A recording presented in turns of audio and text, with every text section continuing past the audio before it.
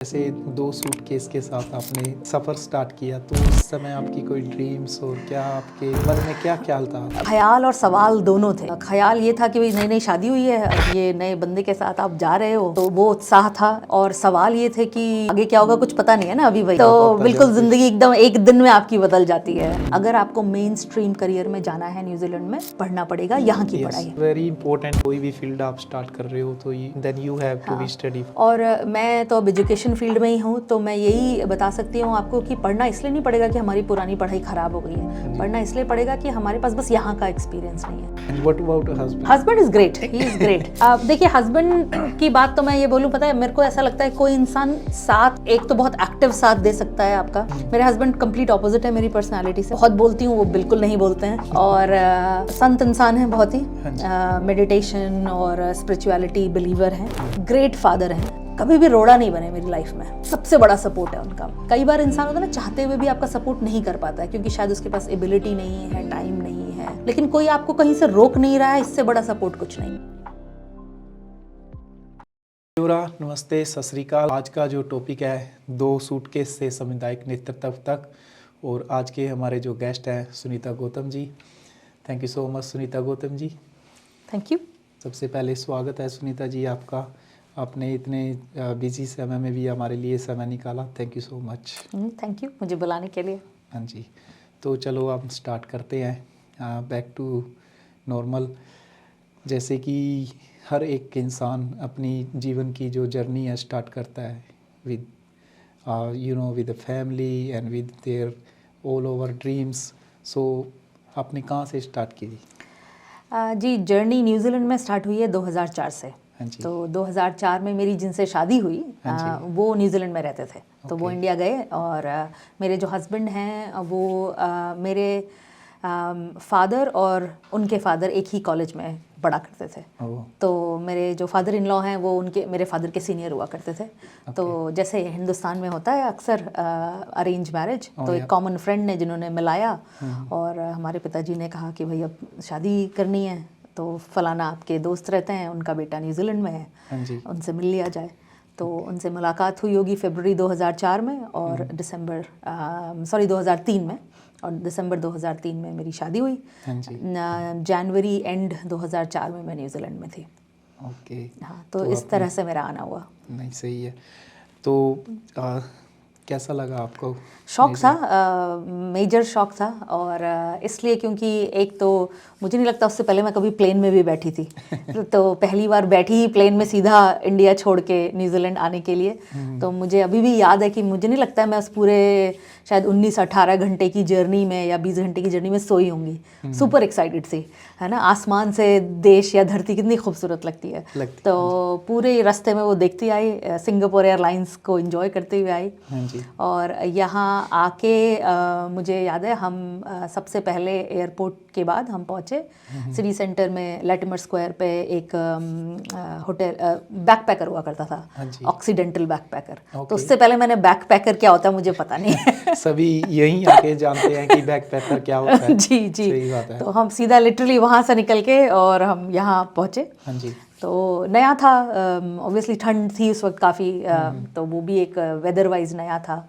और but I guess it's dream की तरह था उस वक्त, क्योंकि नई नई शादी हुई थी। और हम आए हैं न्यूजीलैंड घूमने के लिए, देखने के लिए कि कैसा है। तो lot of excitement at that point of time. बिल्कुल सही। न्यूजीलैंड बहुत सुंदर है, आपने देखा ही है जी। और आप तो बहुत पुराने समय से यहाँ पे आई हुई है। तो आप जब यहाँ पे आए तो आपको ये नहीं लगा कि ये फैसला सही है या गलत है? कैसा यार, मुझे तो लगता है कि मैं हिंदुस्तान की करोड़ों औरतों में से एक हूँ जिनका फैसला शायद वो करती ही नहीं है तो फैसला तो मेरे लिए लिया गया। और इसलिए मैं यहाँ पहुँची। बट पहले प्लान ऐसा कुछ नहीं था कि हमने यहाँ रहना ही है। मेरे पास चॉइस थी कि भाई अगर आप चलें, देखें आपको जमता है नहीं जमता है, नहीं तो हम वापस आएंगे। नहीं, सही है।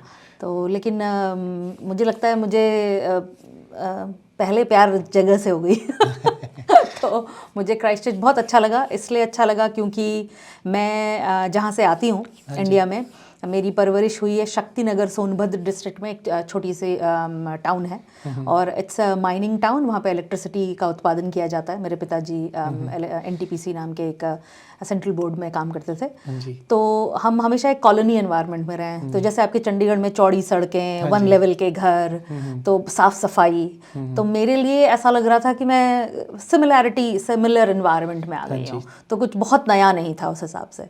तो ऐसा लगा कि हाँ ये बढ़िया जगह है और यहाँ रहा जा सकता है। तो जैसे 2 सूटकेस के साथ आपने सफ़र स्टार्ट किया, तो उस समय आपकी कोई ड्रीम्स और क्या आपके मन में क्या ख्याल था जब बहुत आपने बहुत स्टार्ट सारे ख्याल और सवाल दोनों थे। हाँ जी। ख्याल ये था कि भाई नई नई शादी हुई है, अब ये नए बंदे के साथ आप जा रहे हो। हाँ जी। तो वो उत्साह था और कि अभी आप नए रिलेशनशिप में हो, कैसे होंगे एक दूसरे को समझना। और सवाल ये थे कि मतलब आगे क्या होगा कुछ पता नहीं है ना अभी भाई। वो किसी को नहीं तो बताता बिल्कुल जल्दी। ज़िंदगी एकदम एक दिन में आपकी बदल जाती है। अभी हाँ जी। आप पढ़ रहे थे वहाँ पे, नौकरी कर रहे थे और फिर एक दिन भाई शादी हुई और उसके बाद आप यहाँ हैं। तो बहुत सारा आई वुड से डर तो रहता ही है। डर मतलब ऐसा डर नहीं कि आप डर रहे हो कि क्या होगा, थोड़ी सी एंजाइटी होती है ओके। कि भाई कैसे आप अपना नेविगेट करोगे, चीज़ें समझेंगी कि नहीं समझेंगी। और जैसे मैंने बोला कि आते ही बैकपैकर में आ गए। मैंने ज़िंदगी में बंक बेड देखा ही नहीं था उससे पहले। तो मुझे लगा कि ये क्या है ना। तो और फिर आप उस टाइम पे यहाँ पे दाल भी मिलना बहुत मुश्किल थी। हाँ जी। मतलब मुझे अभी भी याद है कि हम फ्रेश सुपर वैल्यू मार्केट होता था और हम सुपर वैल्यू में वो मटर की दाल मिलती थी सन वैली ब्रांड की। हाँ जी। तो ऐसा लगता था कि अच्छा हाँ ये शायद अपनी दाल है।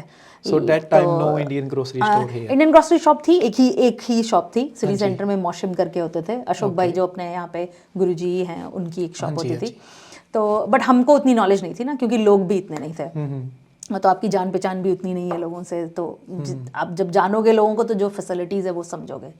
मेरे हस्बैंड जो हैं वो यूनिवर्सिटी से जुड़े हुए थे, तो और सिंगल रहे उसके पहले। तो वो लड़के आपस में फ्लैटिंग कर रहे हैं, जो बना रहे हैं, जो खा रहे हैं, तो मतलब चल रहा है हिसाब उनका। हाँ जी। तो जब मैं आई तो मतलब मुझे तो लगता नहीं है कि उनको बहुत ज़्यादा खबर थी कि क्या है शहर में या क्या नहीं है। तो मैं ज़्यादा इनक्विजिटिव रही हूँ। 21 साल का सफ़र है कैंटरबरी में आपका, तो कैसे आपका लगाव लगा यहाँ पे?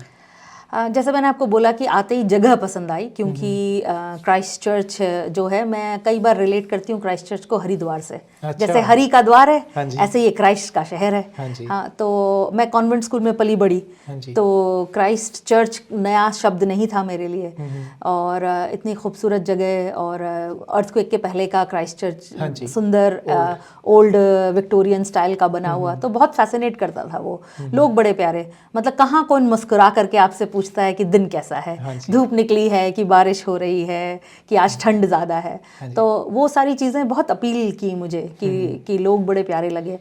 और वहाँ से लेके यहाँ तक का सफ़र तो ये है कि मुझे ऐसा लगा कि मैं क्राइस्ट चर्च को क्या अपनाती, क्राइस्ट चर्च ने बड़े प्यार से मेरे को अपना लिया। अरे वाह। तो आज अगर मुझे ये सोचना होता है कि घर, तो घर क्राइस्ट चर्च ही लगता है। कहीं भी जाते हैं हम तो हफ्ते 10 दिन बाद ऐसा महसूस होता है घर वापस आ जाओ। ऐसा नहीं लगा कि जहाँ पे इंसान पहली बार आता है तो उस जगह से लगाव ज़्यादा लगता है? आपने कोई चेंज किया या कहीं पे मूव होने की कोशिश की? नहीं, बिल्कुल कहीं मूव होने की कोशिश नहीं की। मैं क्राइस्ट चर्च में ही रही और कई ऑप्शन रहे ऐसे कि ऑकलैंड मूव हो जाओ या फिर वेलिंगटन चले जाओ, लेकिन मुझे क्राइस्ट चर्च ज़्यादा अच्छा लगा।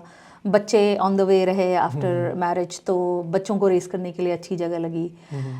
कन्वीनियंस सबसे अच्छी बात क्राइस्ट चर्च की यही है कि आप 5-10 मिनट में, मतलब उन दिनों में और आसान था क्योंकि लोग कम थे, ट्रैफिक कम था।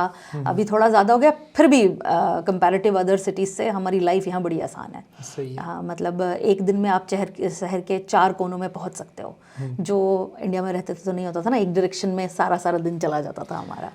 तो आपने स्टार्टअप कहाँ से किया? So way you started journey in term जी। तो सबसे पहले मैं जब आई और उसके बाद हमारे साहबजादे ऑन द वे थे, तो फर्स्ट ईयर एंड हाफ में हमारा बेटा आया। तो पहला जो इनिशियल टाइम होता है, मुझे नहीं लगता है हम हस्बैंड वाइफ भी बन पाए कि हम मम्मी पापा बनने की रोड पे चल रहे थे।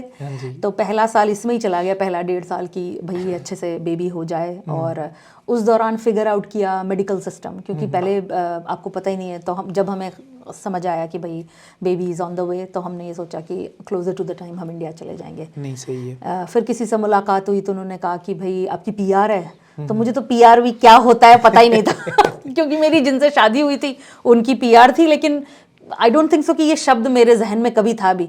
मैं जहाँ आती हूँ यूपी से, वहाँ लोग बाहर नहीं जाते, लोग अपने बच्चों को बाहर नहीं भेजते।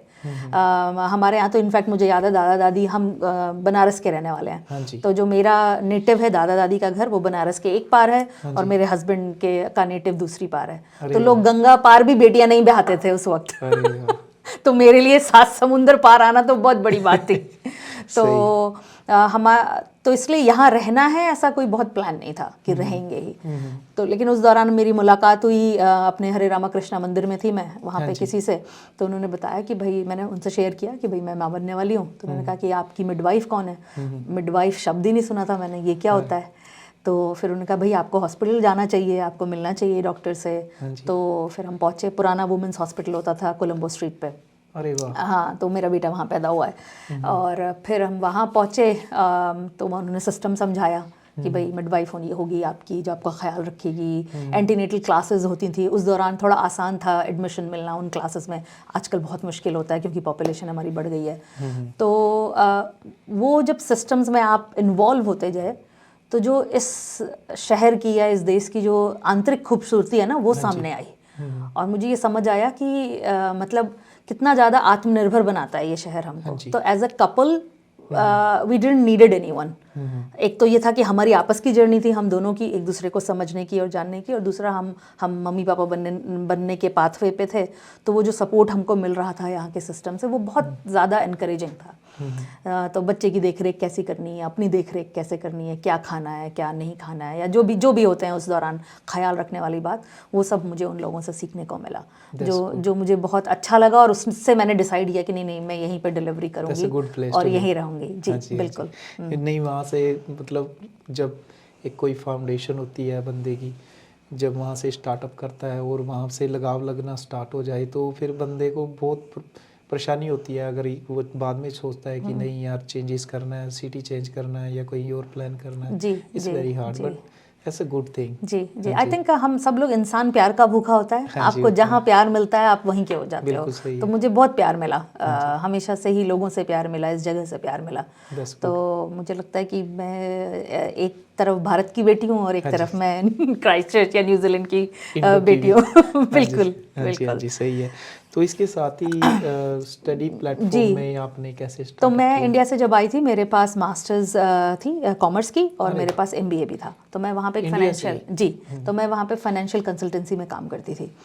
उसके बाद यहाँ जब आई तो जैसे हम बहुत सारे माइग्रेंट इससे गुजरते हैं कि खूब जॉब अप्लाई किए जा रहे हैं और रिजेक्शन पे रिजेक्शन आया जा रहा है। तो कुछ इतनी गड्डी भर के ना रिजेक्शन लेटर रखी हुई है अपने पास। और उसी दौरान फैमिली बढ़ रही थी। तो करीब 2006 में मेरी बेटी हुई है। और उसके बाद मैंने तय किया कि मतलब मुझे फॉर्मल पढ़ाई करनी है। हालांकि 2004 से 2006 के बीच में मैंने वो सारे काम किए जो हमारी भारतीय औरतों को आते हैं, जैसे आईब्रो बनाना। मैं क्राइस्टचर्च की पहली औरतों जो थ्रेडिंग करती आई है। इससे पहले क्राइस्टचर्च के लोगों को थ्रेडिंग नहीं मालूम था। तो अगर आज भी आप बहुत फेमस होंगे। लोग भी कम थे, तो फेमस तो बाद में होते लेकिन लोग कम थे। तो बड़े सारे हनीमून जोड़े आते थे, हफ्ता 10 दिन बाद वो गूगल करते होंगे कि भाई कोई थ्रेडिंग करता है, तो मेरा नाम निकल के आता था। और वो मेरे पास आते थे थ्रेडिंग कराने, फिर मैं उन्हें चाय भी पिलाती थी। और कभी कभी अगर वीकेंड में आ गए तो पराठे भी खिला देती थी। तो बड़े खुश हो जाते थे वो। सही है। तो लेकिन वो सारे जो एफर्ट थे मेरे, चाहे वो थ्रेडिंग करना हो, चाहे वो बच्चों को पढ़ाना हो, या बच्चों को डांस सिखाना हो, या लोकल चर्च में कुकिंग क्लास करनी हो, या अपने कल्चर के बारे में शेयर करना, वो सब मेरा तरीका था अपने आप को ओपन करना, एक स्टेप फॉरवर्ड लेना कि मैं कैसे जानूँ इन यहाँ के लोगों को। मतलब लोग तो मुझे जानेंगे ही, लेकिन मेरा क्या एफर्ट है उनकी तरफ। ऐसा नहीं लगता था कि जैसे कोई अपने कल्चर से कोई बंदा आपको मिला हो और आपको एक भगवान के जैसा मिल गया। हाँ। ऐसा कुछ सोचा आपने उस मैं टाइम, आपको ऐसा एक हुआ? वाक्य बताती हूँ। मैं कैथीड्रल पे खड़ी थी हाँ जी। हाँ, तो वहाँ खड़ी थी और अचानक से मुझे कुछ बंदे दिखे दूर पे और मैं बड़ी खुश हो गई ना, मुझे लगा अरे ये तो इंडियन लोग हैं ना, हमारी तरह दिखते हैं। तो मेरे हस्बैंड कुछ लेने गए हुए थे, वो आए पास, तो मैंने उनको बोला अरे यहाँ और भी इंडियंस हैं। तो उन्होंने बोला ध्यान से देखो वो कहाँ खड़े हैं। तो मैंने देखा तो वो एक सोवलाकी का ट्रक लगाया करते थे कुछ लोग, वो लोग थे। तो उन्होंने बोला कि देखो ये मिडिल ईस्ट के लोग हैं। तो इंडिया से बाहर आने के बाद दुनिया के बारे में ज़्यादा जानने को मिला। जब तक हम वहाँ रहते थे तब तक शायद हम उतना सोच नहीं पाते थे, अपनी दुनिया में थे। तो ये देखा कि जो मिडिल ईस्ट के लोग होते हैं वो हमारी तरह दिखते हैं। फिर फ़िजी के बारे में नहीं मालूम था मुझे, तो फ़िजी के बारे में देखा कि सबसे क्लोजेस्ट जो हमारे भाषा हो गई, खाना हो गया, कपड़े हो गए, इससे रिलेटेड लोग फ़िजी के मिले। नो डाउट फिजी इंडिया के बारे में तकरीबन हम लोगों को यहाँ आने के बाद ही पता लगता है कि हाँ फिजी इंडिया भी है। और वहाँ पे इंडिया से जो आए हुए माइग्रेंट है, सबसे पहले 1947 से पहले के जो आए हुए लोग हैं, और वो फिर वहाँ से माइग्रेंट होके ऑस्ट्रेलिया और न्यूजीलैंड में रहते हैं। बिल्कुल सही बात है। तो उनसे कुछ लोगों से मुलाकात हुई। Hare Rama Krishna temple I believe उस टाइम पे एक ऐसा कॉमन सेंटर होता था कि कोई भी अगर हिंदुस्तान बेल्ट से आया हुआ है तो वहाँ ज़रूर जाता था। तो हम कभी कभी वहाँ जाते थे तो हमको ज़्यादातर फ़िजी के लोग मिलते थे या फिर एक दो अपने इंडियन लोग मिल जाते थे। तो वहाँ से थोड़े थोड़े कनेक्शन शुरू हुए लोगों को जानने में, अपनी कम्युनिटी अगर ले लें। लेकिन मैं जहाँ रहती थी वहाँ लोकल चर्च था मेरा, जहाँ पे मैंने शुरुआत की थी उनके चर्च में जाके हेल्प करने की। तो चाहे वो बच्चों को पढ़ाना हो, कोई आर्ट सिखाना हो, ऐसे उनके चर्च डे हो रहे हैं उसमें वॉलंटियर काम करना हो। और वो सब मेरा अपनी प्रति एफर्ट था, क्योंकि जब आप नए आए हैं तो आपको डर लगता है लोगों से बात करने में। हाँ जी, आपको घबराहट होती है। मुझे याद है मैं जब आई थी तो मेरी ये लंबी चोटी होती थी, खूब सारी चूड़ियाँ पहनी होती थी, बिंदी सिंदूर और फुल ऑन अपना, क्योंकि नई नई शादी करके भी आए थे, क्योंकि कल्चर है ना, हमारा तो कल्चर है। हाँ जी। तो एक बार मैं कैथीड्रल में खड़ी थी और एक लंबे चौड़े यहाँ के जेंटलमैन मेरी तरफ बढ़े और उन्होंने मेरी साड़ी को देखते हुए कहा कि ये बहुत सुंदर है। लेकिन मेरा मन जो था ना बहुत डर रहा था, बहुत घबरा रहा था, क्योंकि आपके पास्ट एक्सपीरियंसेस ऐसे हैं, हम नहीं वहाँ पे इतना खुल के अनजान आदमी से खास करके बात कर रहे होते हैं। तो और वो उसकी शक्ल इतनी मासूम, वो खुश हो रहा था मेरे को देख के कि अरे वाह तुमने इतने बढ़िया कलरफुल कपड़े पहने हुए हैं, और वो जानना चाह रहा था कि इतनी सारी ये जो चूड़ियाँ हैं वो क्या है।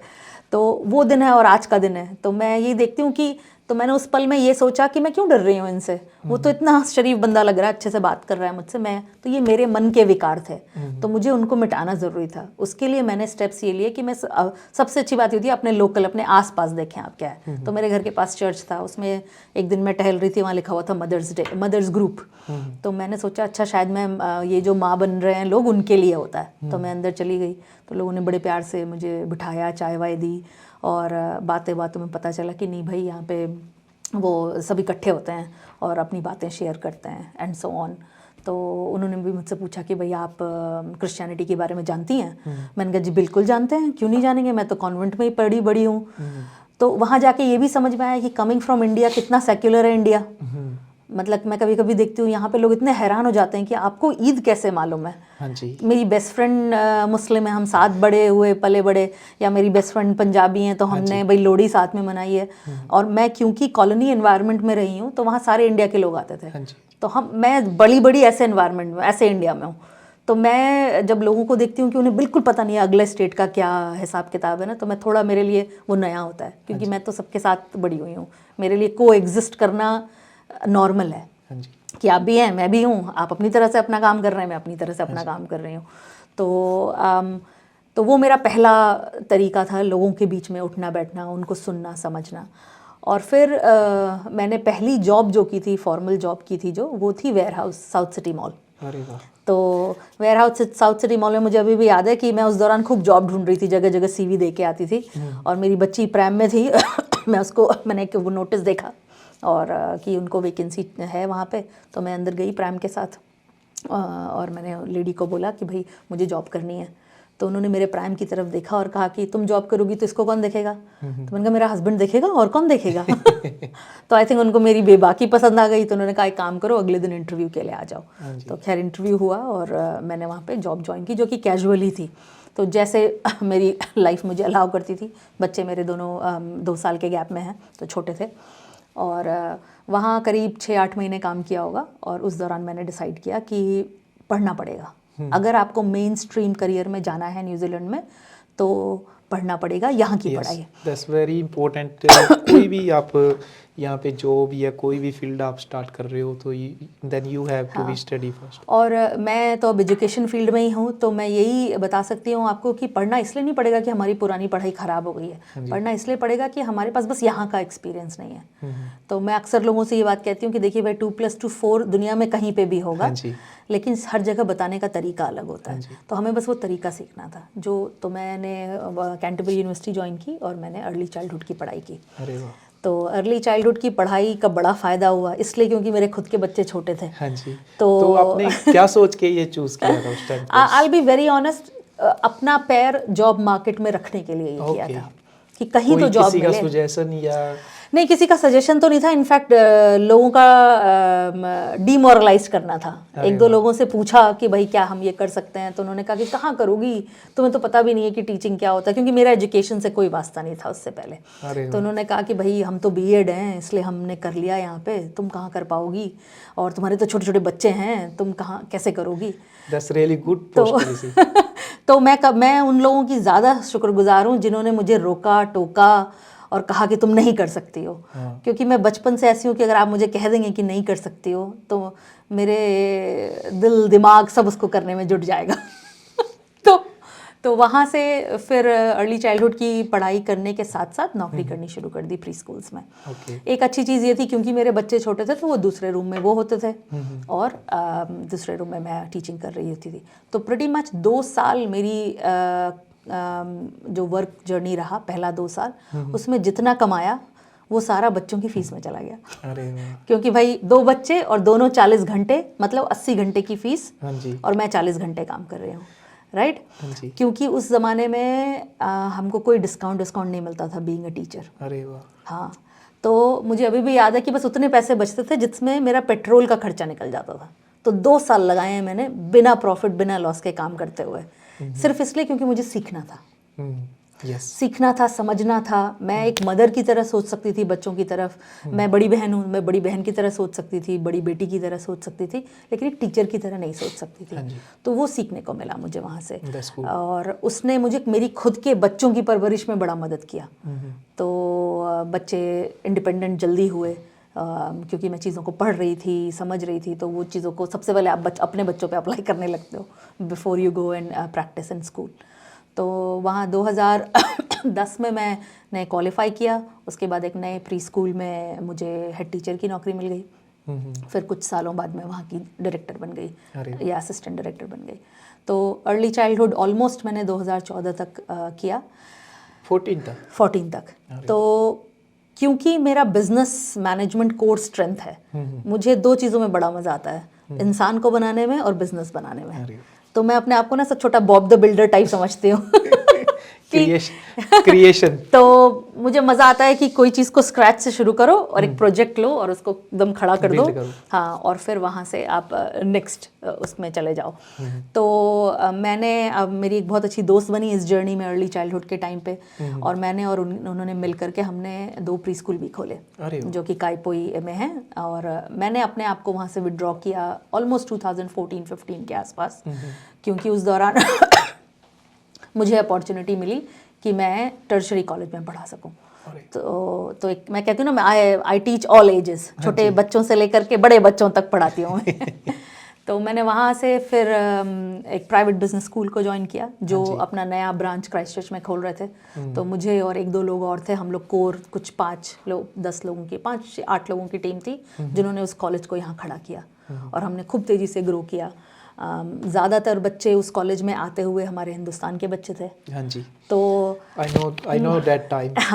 तो मुझे सबसे पहले मैंने आपको वहीं पे देखा था, और that was really good time to be honest. It was great time. और मुझे तकरीबन आने वाला हर एक भारतीय इंसान आपको जानता था, अरे वाह सुनीता गौतम जी वहाँ पे है। अच्छा। हाँ जी। और मुझे ऐसा लगता था कि मैं एक ब्रिज की तरह काम कर रही हूँ अपने देश, अपना वो जो कहते हैं ना अपना पैदा हुए जहाँ और जब ये एक हमारा देश है इसके बीच में, तो जो बच्चे आ रहे थे उनको समझने का, कल्चरल चीज़ें समझने का, यहाँ पे आसपास क्या मिल रहा है, जीने का तरीका, बहुत सारी चीज़ें, बहुत सारे चैलेंजेस जो उनको आते थे, तो मेरी कोशिश होती थी कि मैं उसमें हेल्प करूँ। तो लॉट ऑफ पास्टरल केयर जो है वो मैं उसमें सपोर्ट करती थी उस कॉलेज को।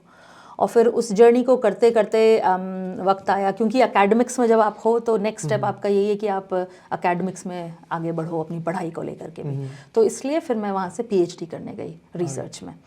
तो मैंने ये फिर आप बार बार स्टडी करना और फिर बिल्डअप करना, फिर दोबारा से स्टडी करना, इट्स ए गुड हैबिट। देखिए मैं बड़ी बहन हूँ घर में अपने, ठीक है, बड़ी बेटी हूँ। मुझे लगता है कि जब आप बड़े होते हो ना घर में, तो आप नॉन स्टॉप सिखा रहे होते हो, क्योंकि सब लोग आपकी तरफ देख रहे होते हैं, आप रोल मॉडल होते हो। मेरे पिताजी भी रोल मॉडल रहे हैं अपने भाई बहनों के लिए। तो लेकिन फिर एज एन अडल्ट मुझे ये समझ में आया कि वो टीचर ही कैसा जो खुद सीखने में पीछे हट जाए। तो टीचर को तो लाइफ लॉन्ग लर्नर होना चाहिए। तो जैसे मैं रिसर्चर हूँ, मैं आज भी रिसर्च कर रही हूँ, अपने आप को जर्नल आर्टिकल्स के लिए प्रिपेयर कर रही हूँ, नई रिसर्च में इन्वॉल्व हूँ। हालांकि जब मैं पीएचडी कर रही थी और मेरी पीएचडी क्लोजर टू थी 2020 जब कोविड हिट किया। तो उस दौरान मैंने प्राइवेट बिजनेस कॉलेज छोड़ दिया था, फुल ऑन पीएचडी में थी, towards the end of PhD. और पीएचडी होते होते कोविड हो गया। फिर लगा कोई जॉब ही नहीं है, अब क्या करेंगे। वो बहुत टफ टाइम था, बहुत टफ टाइम था। हाँ, तो मैंने खूब मेहनत की और मुझे अभी भी याद है कि मैंने एमएसडी में कम से कम नहीं तो मिनिमम 15 बार अप्लाई किया है अपनी ज़िंदगी में, 15 बार, और मुझे वो जॉब मिल भी गई फिर। तो मैंने 3 महीने एमएसडी में काम किया। फिर करीब, क्योंकि फाइनेंस मैनेजमेंट ये सारा मेरा इलाका है, फिर मैंने बैंक में अप्लाई किया, मुझे बैंक में जॉब मिली। मैंने कुछ ऑलमोस्ट 3-4 महीने वहाँ भी काम किया। और फिर मुझे करंटली मैं आरा में लेक्चरर हूँ, तो पिछले 4 साल से मुझे आरा में और आरा में मुझे लगता है मैं पिछले 20 साल से ट्राई किया होगा मैंने आरा में। जब मैं प्री स्कूल टीचर होती थी तब भी ट्राई करती थी कि वहाँ जॉब मिले, और उसके बाद कंटिन्यूस करते करते, तो वो कहते हैं ना कि अगर आप किसी चीज़ को शिद्दत से चाहो तो सारी कायनात आपके पीछे आपका साथ देती है उसको पहुंचाने के लिए आपको।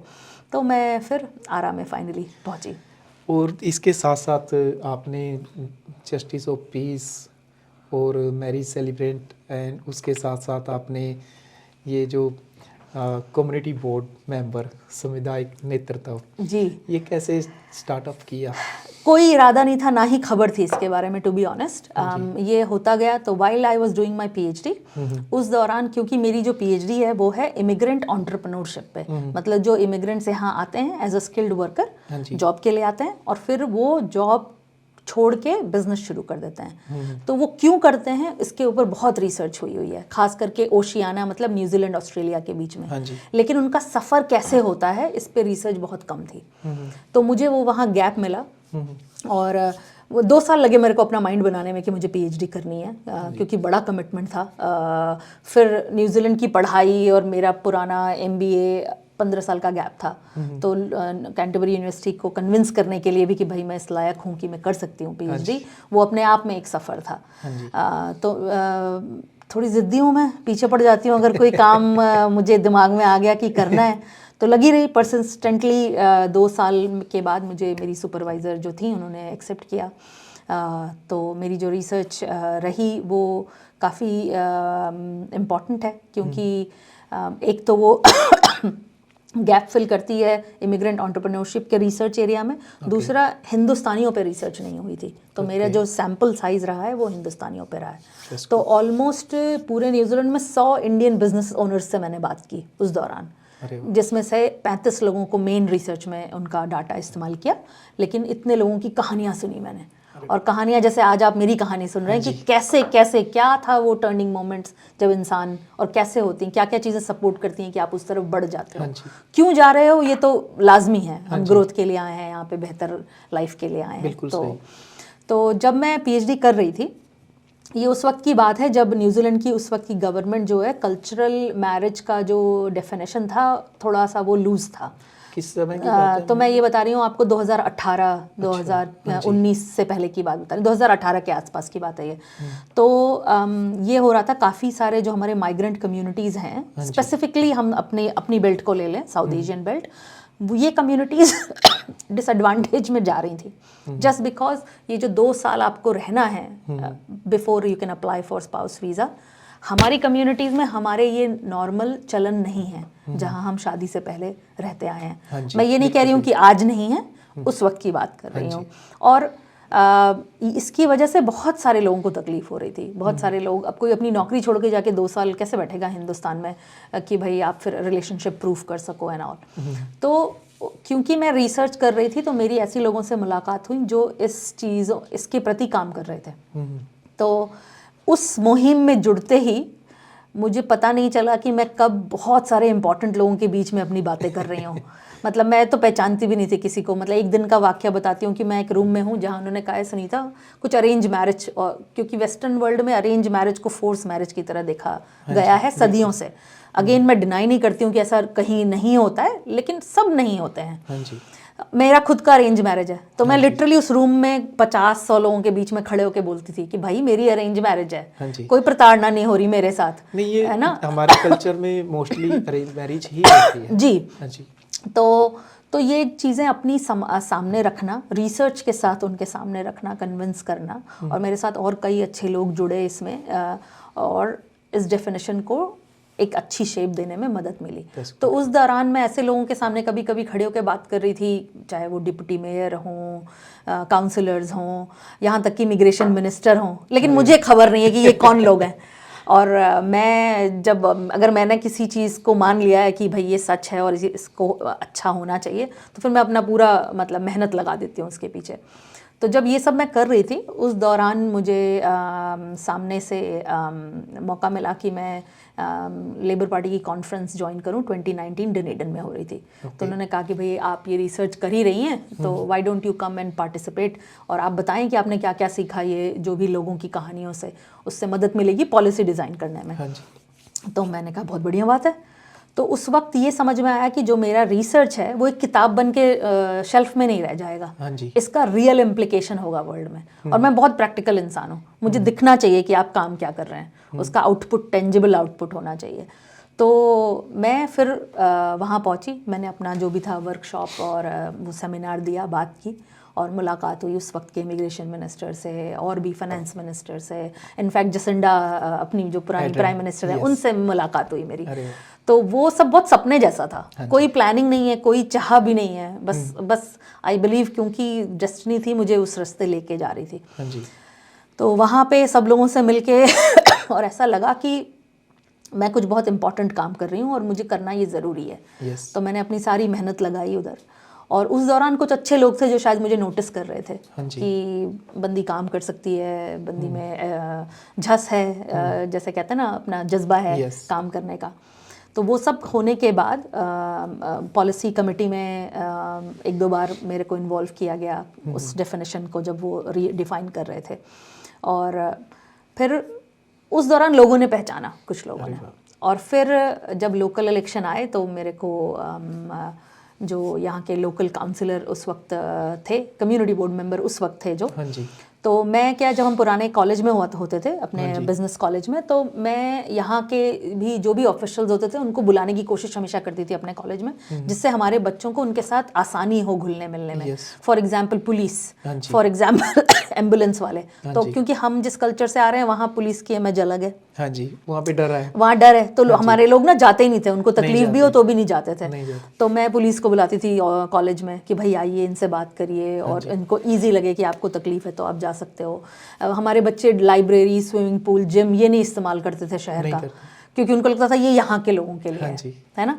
तो मैंने एक दिन काउंसिल फ़ोन किया और मैंने कहा कि भाई आप मुझे कोई ऐसा बंदा भेज सकते हैं आपके यहाँ से जो आके ये कहे हमारे बच्चों को कि भाई ये सब पूरे शहर के लोगों के लिए है, चाहे आप विजिटर हैं, चाहे आप स्टूडेंट हैं, चाहे आप यहाँ रहते हैं, चाहे आप सिटीजन हैं, परमानेंट हैं, whatever, the resources is for everybody.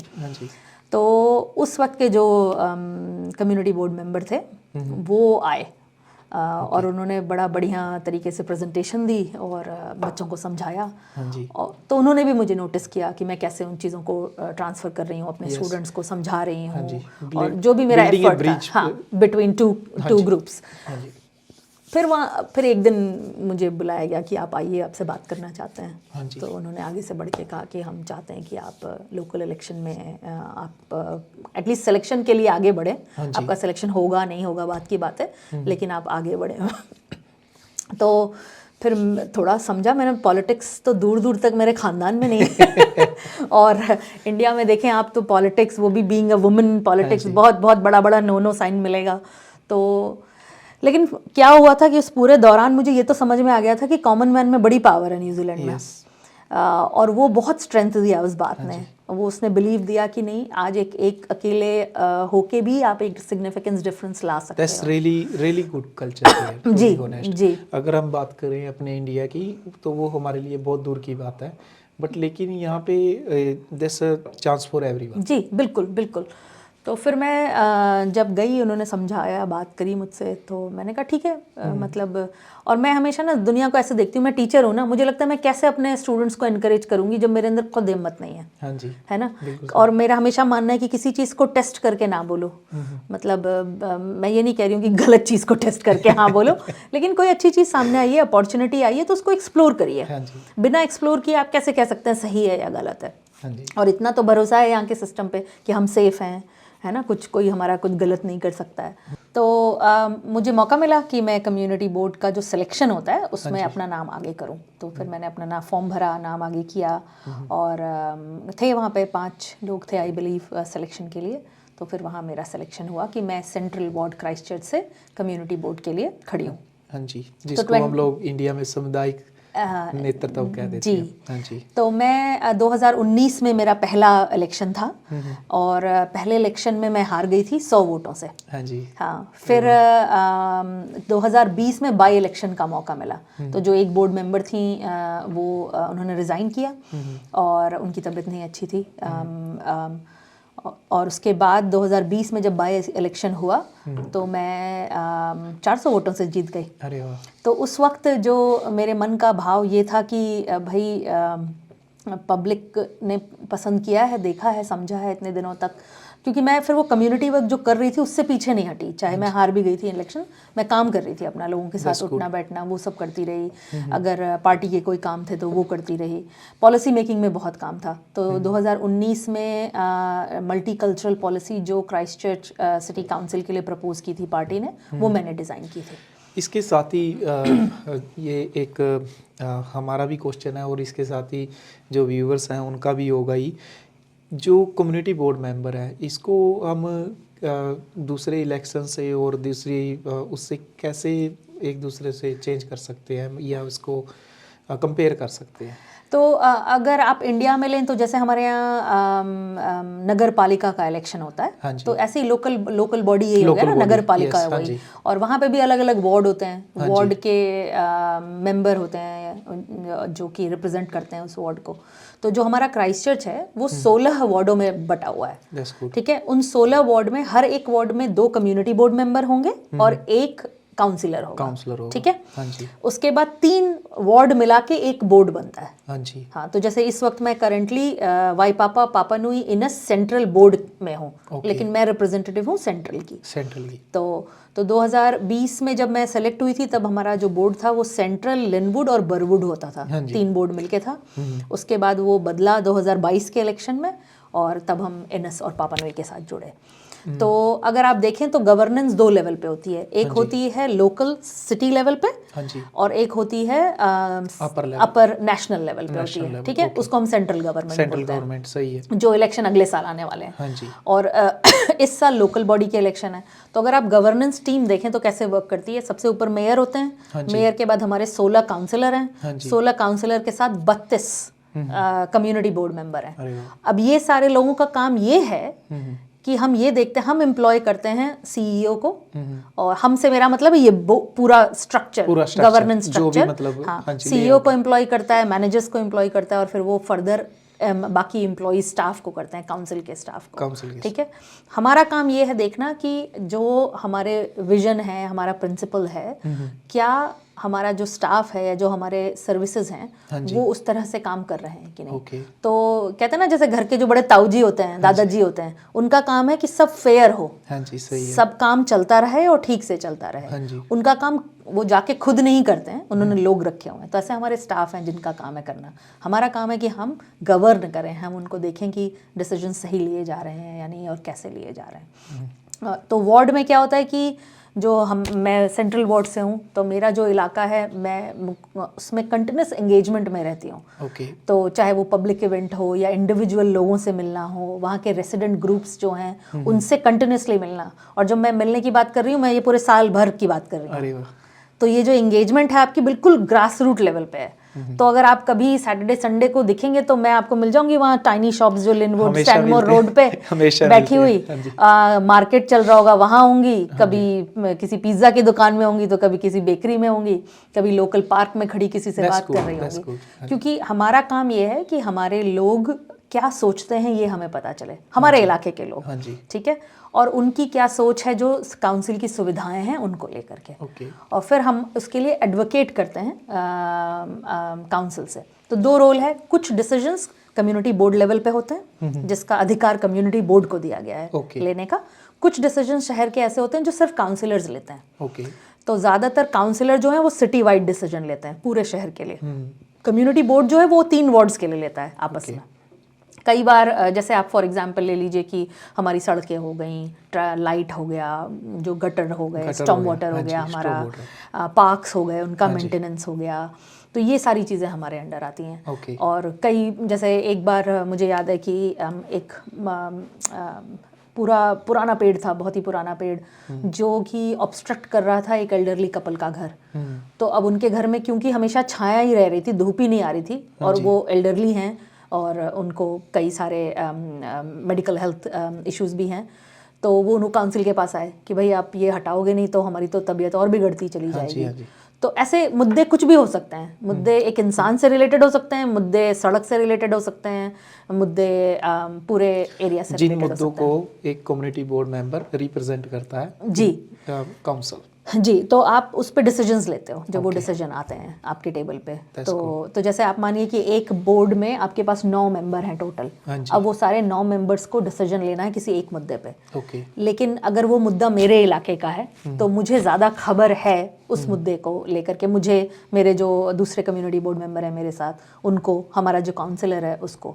तो अगर हम ये देखते हैं कि हमारा मुद्दा नहीं आगे बढ़ पा रहा है क्योंकि बाकी लोग उसको नकारने वाले हैं, तो फिर हम उसके लिए फाइट करते हैं। हम उनको कन्विंस करने की कोशिश करते हैं कि भाई क्यों हमारे लोग ऐसा चाहते हैं। और फिर हम कुल मिला के, आप जब टेबल पे बैठे हो तो आपको वोट्स चाहिए, तो हम कई बार हमारे जो दूसरे वार्ड के काउंसलर या बोर्ड मेंबर्स हैं उनसे डायरेक्टली भी बात करते हैं कि हम क्यों ऐसा चाहते हैं। ऐसा भी होता है कि जैसे किसी कम्युनिटी बोर्ड मेंबर के लिए किसी को मौका ना मिला हो और वो ओपनली भी अपना इलेक्शन में आता है। हाँ, बिल्कुल बिल्कुल। तो जैसे मैं एक पार्टी से अलायंस, मैं लेबर पार्टी की तरफ से खड़ी होती हूँ, मेरा उनके साथ अलायंस है, लेकिन बहुत सारे लोग इंडिपेंडेंटली भी खड़े होते हैं। हालांकि बड़ा सवाल ऐसा है कि जो खुद को इंडिपेंडेंट बोलते हैं वो 4, 5, 8 लोग इकट्ठे होकर इंडिपेंडेंट हैं। तो वो पता नहीं कितने इंडिपेंडेंट है। वहाँ थोड़ा सा मामला जो है वो लोगों को बरगलाने का है। बट ये मेरी सोच है। लेकिन हाँ, कोई भी खड़ा हो सकता है। तो जो पार्टी के साथ जब आप जुड़ते हो तो आपको बहुत सारे गाइडेंस मिलती है।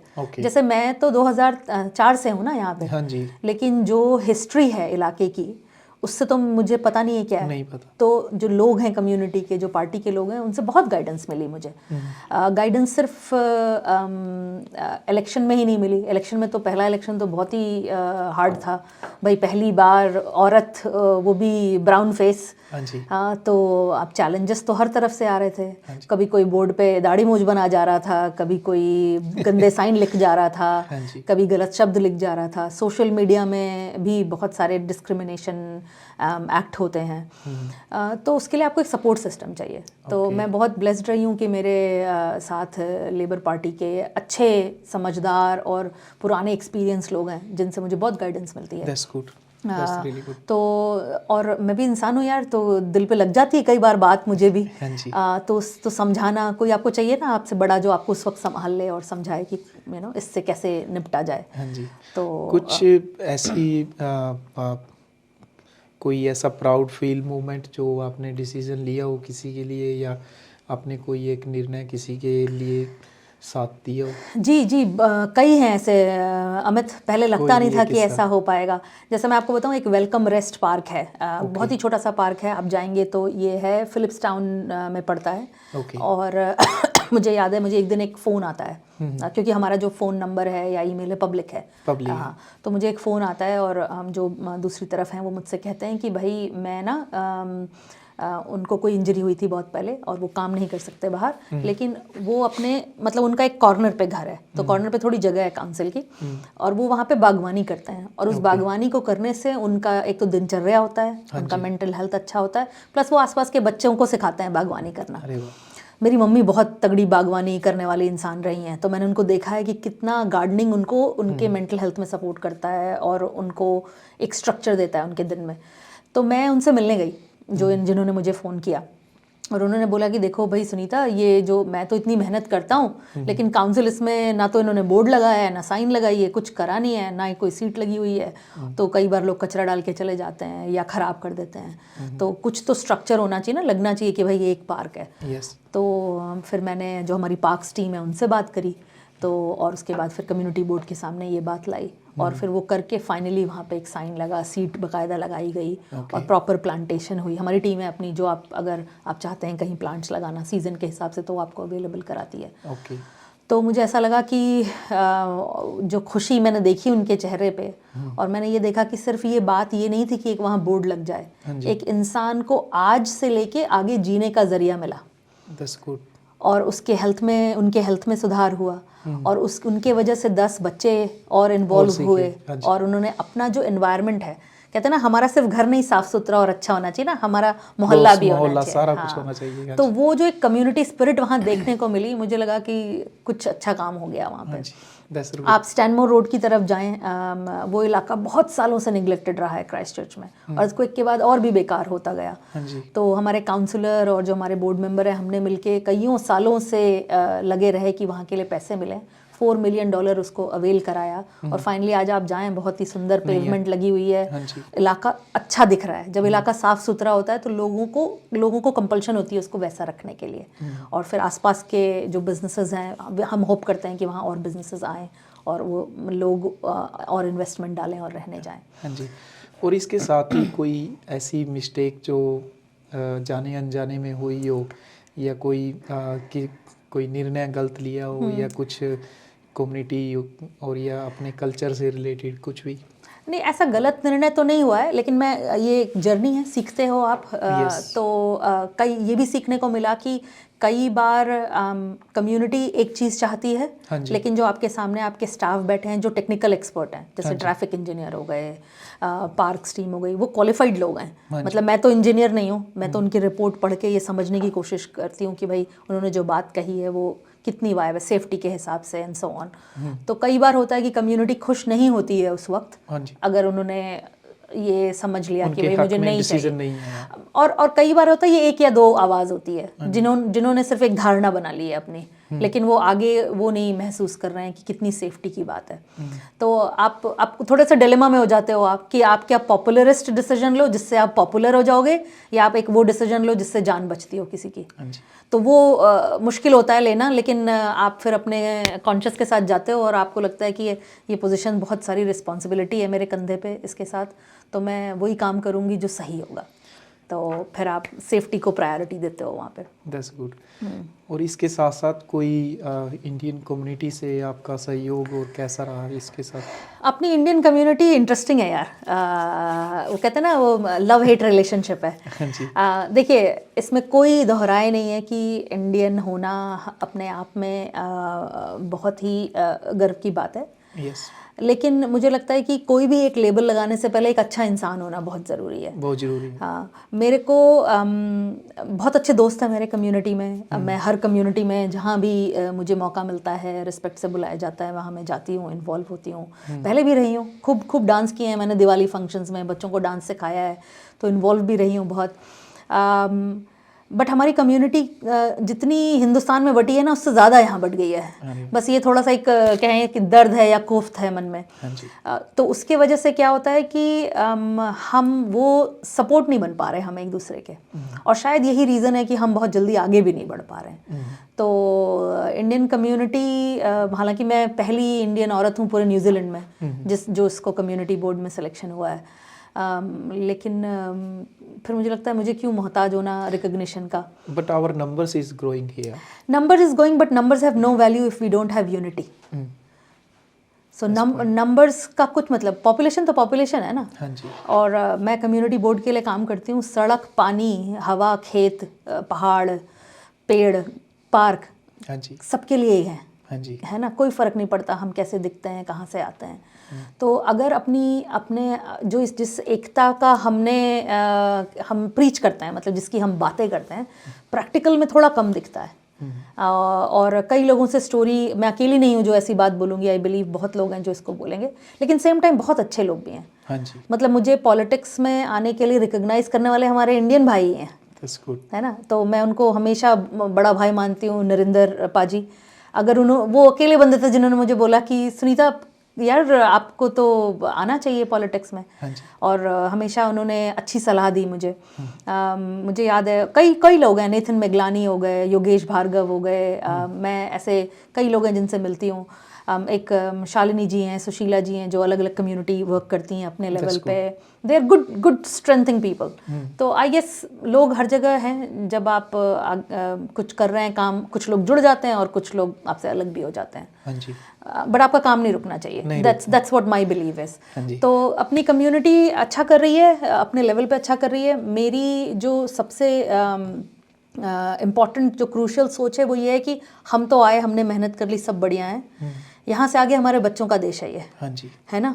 और अगर हमें अपना घर, मोहल्ला, शहर सब इंटैक्ट रखना है तो हम सब लोगों को उसके लिए काम करना पड़ेगा। बिल्कुल सही बात और वहाँ जब हम बोलते हैं ना, तो उस हम में से मैं को निकालना पड़ेगा। बिल्कुल सही। इसके साथ साथ 2 बच्चों के साथ साथ आप कैसे मैनेज करते हो इतना काम? मैं कैलेंडर पे जीती हूँ अमित। मेरा कैलेंडर आप देखेंगे ना, लाल पीला हरा नीला, हमेशा एक आवर ऑर्गेनाइज रहता है। देखिए मैं मैनेजमेंट पढ़ाती हूँ, मैनेजमेंट ही पढ़ा है मैंने, तो मुझे लगता है अगर मैं खुद मिसमैनेज इंसान रहूँगी अपनी ज़िंदगी में तो लोगों को क्या पढ़ाऊँगी ना। तो मैं बहुत प्लान्ड इंसान हूँ। प्लानिंग मेरी बहुत तगड़ी रहती है। उस प्लानिंग में भी फ्लेक्सिबिलिटी होती है। बच्चों के साथ आसान नहीं था, कभी भी आसान नहीं था।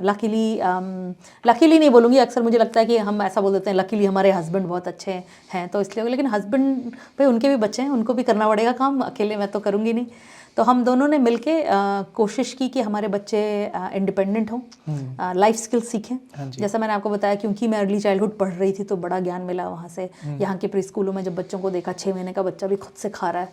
यहाँ हम हिंदुस्तानी माएँ 5 साल के बच्चे, 7 साल के बच्चे के पीछे भी तो दौड़ रही होती है। हमारी मम्मी का बस चले तो वो हमें अभी भी खिला दें। तो कुछ अच्छे लाइफ स्किल्स सीखे, तो उसके वजह से वो चीज़ें बच्चों को पे भी लागू हुई। मैनेजमेंट। हाँ, तो ये मैंने सीखा। हालांकि मेरे दादाजी भी कहते थे कि भाई अपना नहाना, अपना खाना, हाँ जी, इतना तो इंसान को इंतजाम करना आना चाहिए, अपना रहना, राइट। हाँ जी। तो इसलिए ये पता है कि भाई बच्चे सैंडविच बना के खा सकते हैं, कुछ नहीं है घर में, अपना कमरा साफ कर सकते हैं। तो ये सब छोटी चीज़ें लगती हैं, लेकिन ये आपको बहुत काम देती हैं। तो as a mother when I come back home, या as a wife when I come back home, मैं रिस्पॉन्सिबल नहीं हूँ खाना बनाने के लिए या घर साफ करने के लिए। घर सबका है तो उस घर का काम भी सबका है। हाँ जी। हाँ, तो ये चीज़ शुरू से लागू रही घर में, जिसने बड़ी मदद की मुझे। And what about husband? Husband is great, he is great. देखिए हस्बैंड की बात तो मैं ये बोलूँ, पता है मेरे को ऐसा लगता है कोई इंसान साथ, एक तो बहुत एक्टिव साथ दे सकता है आपका। मेरे हस्बैंड कंप्लीट ऑपोजिट है मेरी पर्सनालिटी से।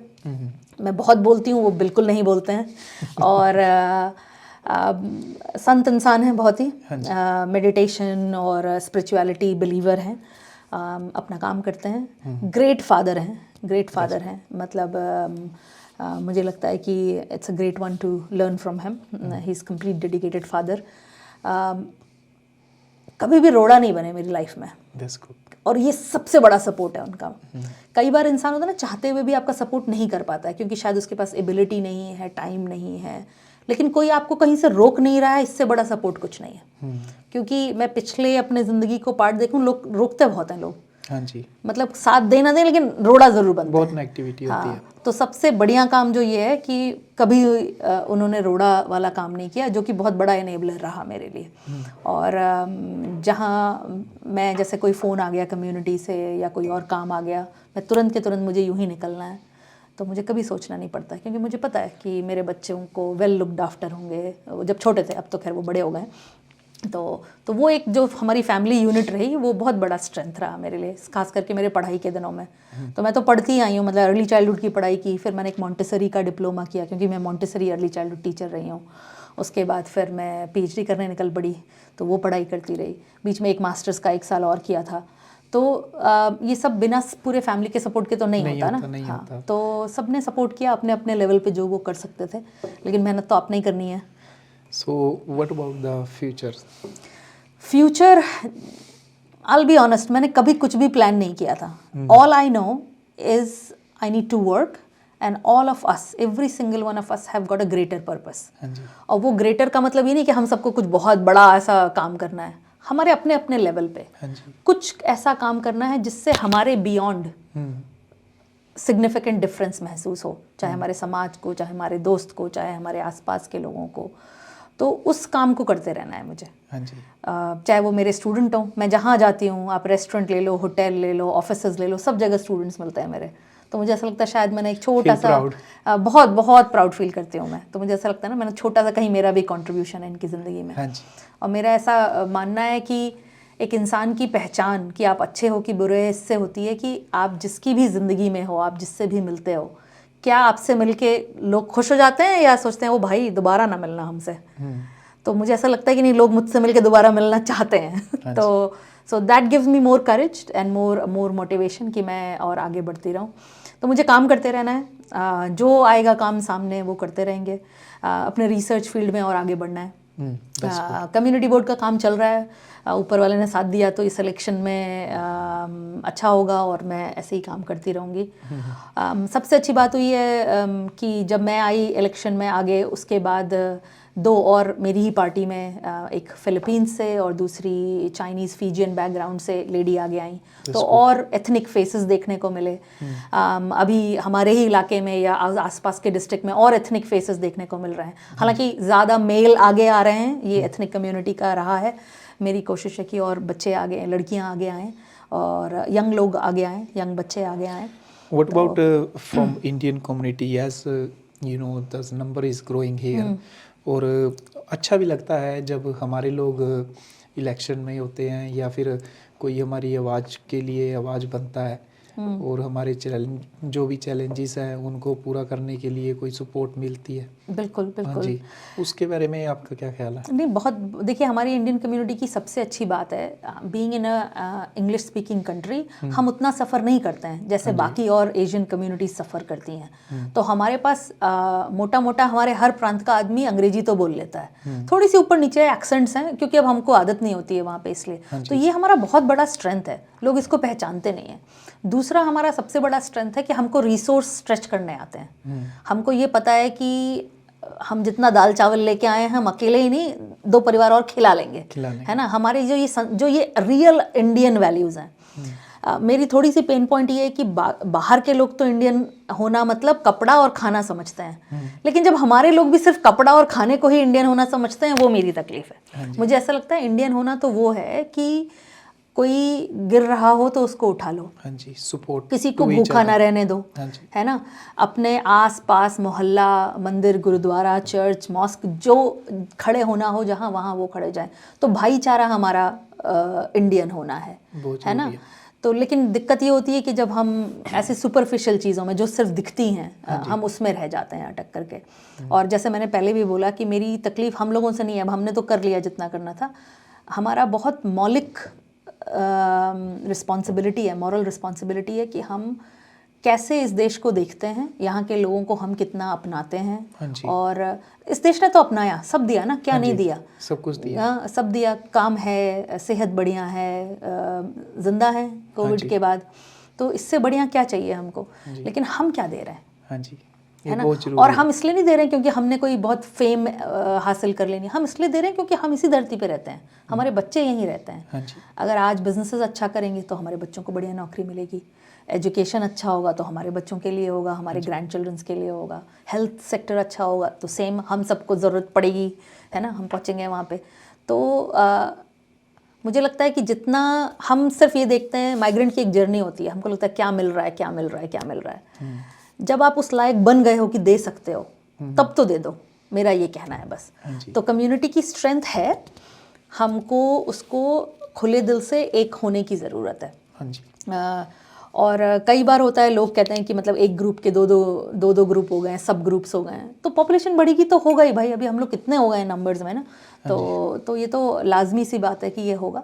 लेकिन उस सब के बीच में हमको एक कड़ी जोड़ती है, वो ये है कि हम सब इंडिया से हैं, हाँ जी। है ना, तो हमको उस चीज़ को इकट्ठा रखने की कोशिश करनी चाहिए। हाँ जी, बिल्कुल सही है। यूनिटी जो है एक मिसाल बनती है बिल्कुल हमेशा, बिल्कुल। और ये प्रूव भी होता है हर जगह। नहीं, बिल्कुल सही है। और अगर इसके साथ साथ हम प्रेजेंट को देखें तो राइट नाउ जो आपने सोचा, जो आपकी ड्रीम्स थी, क्या वो पूरी हो रही है? मेरी ड्रीम्स तो हमेशा से ये थी कि मेरी आइडेंटिटी हो, मेरी वॉइस हो। हाँ जी। क्योंकि मैं जहाँ से निकल के आती हूँ वहाँ बहुत ज़्यादा लॉन्ग डिस्टेंस नहीं, डेस्टिनेशन नहीं है लड़कियों का। मतलब मैं अपने ज़माने की बात कर रही हूँ, जब मैं ग्रो हो रही थी। अब बहुत बिल्कुल बदल सही। गया है हिंदुस्तान भी, मेरा घर परिवार भी बहुत बदल गया है, लोगों की सोच बदल गई है। But earlier it was about study. Study भी मैं उस जनरेशन में हूँ जहाँ लड़कियों को पढ़ा तो दिया, लेकिन फिर कहा सोचो मत। तो कहते हैं ना, पंख मिल गए लेकिन कहा उड़ो मत। हाँ जी। हाँ, तो थोड़ा ज़्यादा क्रूअल हो गया। तो मुझे था कि पढ़ना है, पढ़ करके अपने आप को इस लायक बनाना है कि अपनी ज़िंदगी की रख रखाव, अपना खाना, अपना रहना, इसकी ज़िम्मेदारी मैं खुद उठा सकूं। हाँ जी। तो वो तो किया मैंने, बिल्कुल किया। अब ये है कि आगे काम करते जाओ। ऐसा क्या है, मेरे जैसे हज़ारों लाखों लोग हैं जो करते हैं, मैं कौन सी नई नायाब हूँ यहाँ पे। लेकिन ये कि हाँ, कुछ करो, एक्शन ओरिएंटेड हूँ मैं। बातें मत करो खाली, कुछ करो भी, काम भी करो। यस। तो चाहे वो समाज के प्रति हो, बच्चों से लगाव है मेरा, स्टूडेंट्स से तो उनके प्रति हो, एथनिक औरतों के ग्रुप में काम करती हूँ काफ़ी सारा। जैसे मैं आपको बताऊँ, पिछले 2 से 3 सालों में कम से कम नहीं तो 6 डिफरेंट डिलीवरीज में खड़ी रही हूँ मैं। अरे वाह, दैट्स रियली गुड। तो और एक वो कोविड का भी वक्त था, तो हाँ एक जी। तो ऐसे सपोर्ट करो, रियल एक्शन ओरिएंटेड सपोर्ट करो जहाँ आप कर सकते हो। कहीं और अपने आप को, मुझे हमेशा लगता है मैं अपने आप को इस लायक बनाऊं कि किसी के काम आ सकूं। हाँ जी। जो चाहे वो आपकी शादी करानी है जी, आए आप मेरे पास, है ना, आपको पेपर साइन कराने हैं, आप आए मेरे पास। हाँ जी। आपको कोई एजुकेशन से रिलेटेड सलाह चाहिए, करियर से रिलेटेड सलाह चाहिए, तो जो मेरी अपनी ज़िंदगी के लर्निंग्स हैं वो मैं शेयर करके आपकी मदद करूँ। इसके साथ ही मैरिज से रिलेटेड, जैसे आप मैरिज सेलिब्रेंट भी है, तो कोई ऐसा किस्सा कि जो अपने कल्चर से यहाँ पे मैरिज में आपके साथ घटा हो? तो मैरिज सेलिब्रेंट तो ऐसे हुआ, शुरुआत की हम तो बड़े हुए ये सोच के कि पंडित जी शादी कराते हैं। हाँ जी। राइट, उससे हमें तो पता ही नहीं था कि कुछ और भी होता है। तो मुझे कीवी वेडिंग में इनविटेशन था, पहली मेरी कीवी वेडिंग थी। हाँ जी। और मैंने देखा इतना कैजुअल वेडिंग, दूल्हा भी शॉर्ट्स में है, हाँ, और दोपहर की शादी, समर टाइम में, दिसंबर की शादी। तो बट उस शादी में जो सबसे खूबसूरत बात थी ना, वो था परिवार का इकट्ठा होना। और जब मैंने रिलेट बैक किया हमारे अपने एक्सपीरियंसेस से, तो मुझे लगा हमारी शादियों में भी तो यही होता है, लोग इकट्ठा होते हैं ना, घर, चाचे, मामे, मौसियाँ, कज़न सब आते हैं, और वो उस ओकेजन को स्पेशल बनाता है। हाँ जी। शामियाना और खाना उसको स्पेशल नहीं बनाता है। लेकिन ज़्यादातर हम उस पर अपना फोकस रखते हैं और पैसे ज़्यादा खर्च करते हैं उस पर। तो मैरिज में बिलीव करती हूँ मैं, बिल्कुल बिलीव करती हूँ। अच्छा इंस्टीट्यूशन है, बच्चों को ग्रो करने के लिए बहुत अच्छा इंस्टीट्यूशन है। तो वहाँ से मुझे प्रेरणा मिली कि भाई ये तो मैंने वहाँ देखी, एक मैरिज सेलिब्रेंट आई हुई थी जिन्होंने वो मैरिज कंडक्ट किया। तो मुझे लगा अच्छा, ऐसा भी कुछ कर सकते हैं। और जब भी मेरे सामने कोई नई चीज़ आती है ना, तो मुझे लगता है अब तो करना है ये। तो फिर मैंने इंक्वायर किया, उनके एग्ज़ाम्स होते हैं लाइसेंस मेंटेन करने के लिए, तो वो सब किया और फिर वहाँ से शुरुआत हुई। तो और ज़्यादातर शादियां मेरे एक्स स्टूडेंट्स होते हैं जो आते हैं मेरे पास कि मैम यहाँ तो कोई है नहीं, आप ही हो बड़ी, तो आप शादी करा दो हाँ जी। और चीज़ें अरेंज करा दो। तो अच्छा लगता है कि अच्छा कुछ लगता दो है। लोगों के इतने इम्पोर्टेंट ओकेजन पे आप उनका साथ दो, तो इससे बढ़िया क्या बात है। बिल्कुल सही बात है, और प्राउड फील भी होता है कि बिल्कुल बिल्कुल, yes I was involve there. Yes yes absolutely. और कहते हैं ना, दो दिलों को मिलाना तो पुण्य का बहुत काम बड़ी है, बात है। तो पुण्य का काम कर रहे हैं जी हम। हाँ जी ना, thank you so much Sunita ji, इतने बिजी समय में हमें समय निकालने के लिए, और हाँ, best of luck. Thank you Amit, thank you मुझे बुलाने के लिए। और मैंने आपको पहले भी कहा था कि सबसे बढ़िया जो वक्त होता है वो किसी को देना इज हाँ द जी। Highest of the investment. So thank you अपना वक्त Thank you. लगाने के लिए और ये मौका देने के लिए कि आप थोड़ा और करीब से मेरे को जान पाएँ, और आपके सुनने वाले भी। हाँ जी, thank you so much for watching us, and if you like this please like and share, and please give a review in comment section. Thank you so much.